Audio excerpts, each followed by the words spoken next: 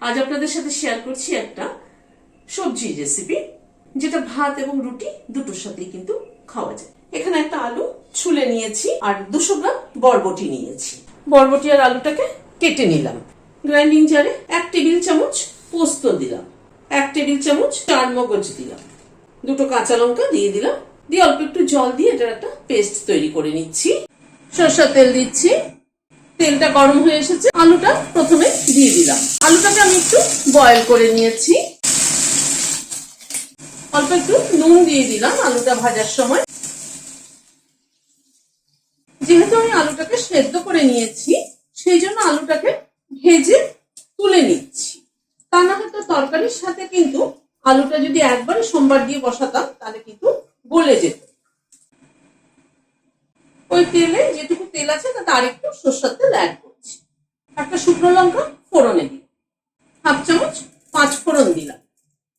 গ্যাসের ফ্লেমটাকে কমিয়ে 5 ফোড়ন আর শুকনো লঙ্কাটাকে একটু ক্র্যাক করিয়ে নিচ্ছি, যাতে ফোড়নের সুগন্ধটা বেরোয়। এবার বরবটিটাকে দিয়ে দিচ্ছি। 1/2 চামচ নুন দিয়ে দিলাম, পরিমাণ মতো হলুদ দিয়ে দিলাম। নুন হলুদ দিয়ে বরবটিটাকে একটু নাড়াচাড়া করে নিচ্ছি। একটু ঢাকা দিয়ে দিচ্ছি যাতে বরবটিটা তাড়াতাড়ি সেদ্ধ হয়ে যায়। একটা পেঁয়াজ কেটে নিচ্ছি, পেঁয়াজটাকে কেটে নিলাম। মিনিট 2-3 মতো বরবটিটা ঢাকা ছিল, ঢাকাটা খুললাম। বরবটিটাকে একটু নাড়াচাড়া করে নিচ্ছি। পেঁয়াজ যেটা কুচিয়ে নিয়েছি সেটা দিয়ে দিলাম। পেঁয়াজটাকে দিয়ে আবার একটুখানি নাড়াচাড়া করে নিচ্ছি। পেঁয়াজটা কিন্তু ফোড়নের সময়ও দিতে পারতাম, কিন্তু ফোড়নের সময় দিলে পরে একরকম টেস্ট হতো।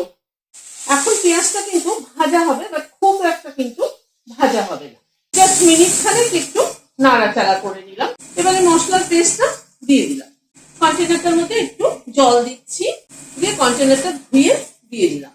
এবারে মশলাটাকে দিয়ে ধীরে ধীরে কষিয়ে নেব। আলুটা অ্যাড করে দিলাম, সবকিছুকে দিয়ে একসাথে কষিয়ে নিচ্ছি। 1/2 চামচ চিনি দিয়ে দিলাম।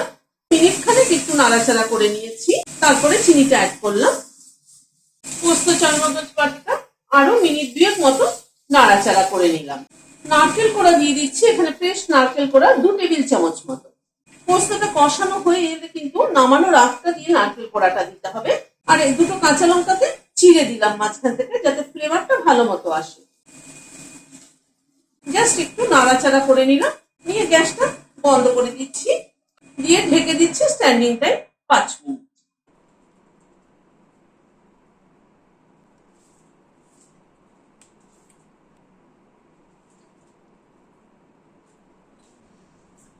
খেতে কিন্তু দারুণ হয়েছে।